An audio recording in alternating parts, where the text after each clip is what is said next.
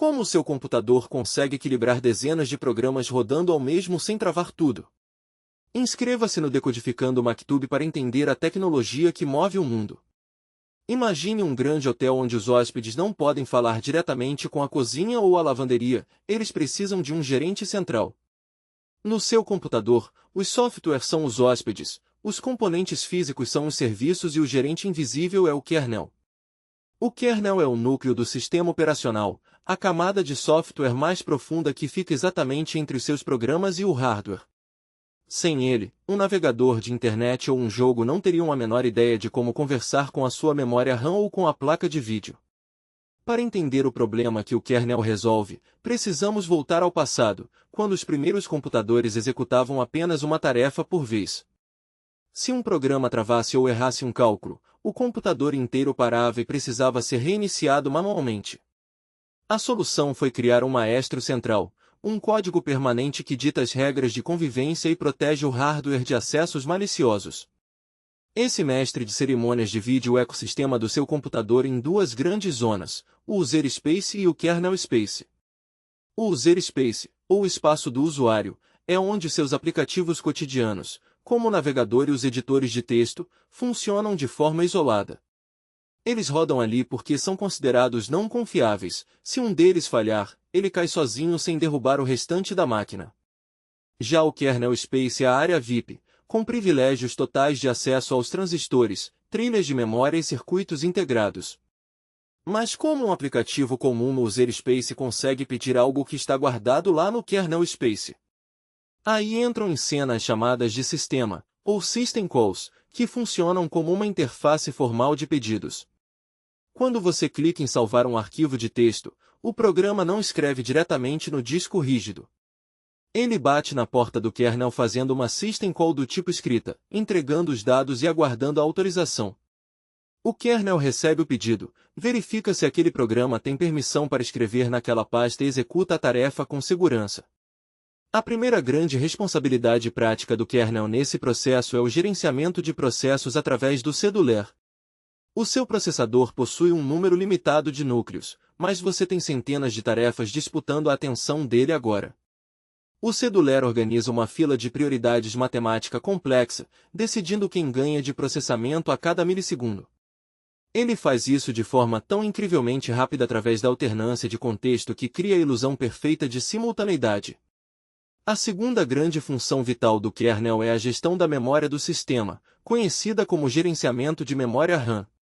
Cada aplicativo precisa de um espaço físico isolado na memória RAM para guardar suas variáveis e estados de execução. O kernel cria uma abstração chamada memória virtual, fazendo cada programa acreditar que tem toda a memória do computador só para si. Na realidade física, o kernel mapeia esses endereços virtuais em blocos fragmentados e espalhados pelos pentes de memória real. Se um programa tentar invadir o endereço de memória pertencente a outro processo, o kernel bloqueia a ação imediatamente. Essa violação de segurança gera a famosa falha de segmentação, forçando o fechamento do programa invasor para proteger o sistema. A terceira função crucial está na comunicação com o mundo físico através dos drivers de dispositivo. Fabricantes do mundo todo criam mouses, teclados e placas de som com arquiteturas de hardware completamente diferentes. Os drivers funcionam como tradutores universais que ensinam o kernel a ler os sinais elétricos específicos daquele periférico. Quando o kernel entende os sinais, ele converte esses impulsos em eventos padronizados que qualquer aplicativo consegue interpretar. Existem filosofias de design diferentes na engenharia de software para construir esse núcleo, os kernels monolíticos e os microkernels. Sistemas como Linux adotam a abordagem monolítica, onde todos os serviços principais rodam juntos dentro do kernel space. Os drivers, o sistema de arquivos e a pilha de rede compartilham o mesmo espaço de memória privilegiado. A grande vantagem do modelo monolítico é o desempenho bruto extraordinário, já que a comunicação interna não tem barreiras.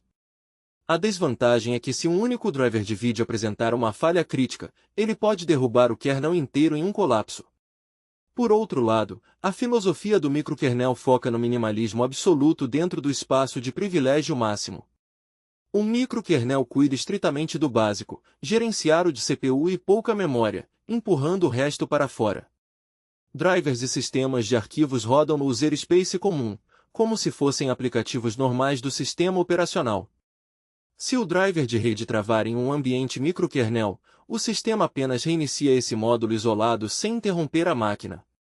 O custo dessa arquitetura altamente modular e segura é uma perda considerável de desempenho devido à troca constante de mensagens.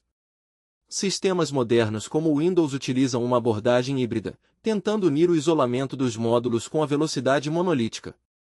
Toda essa engrenagem conceitual roda silenciosamente milhares de vezes enquanto você assiste a este vídeo ou navega na internet.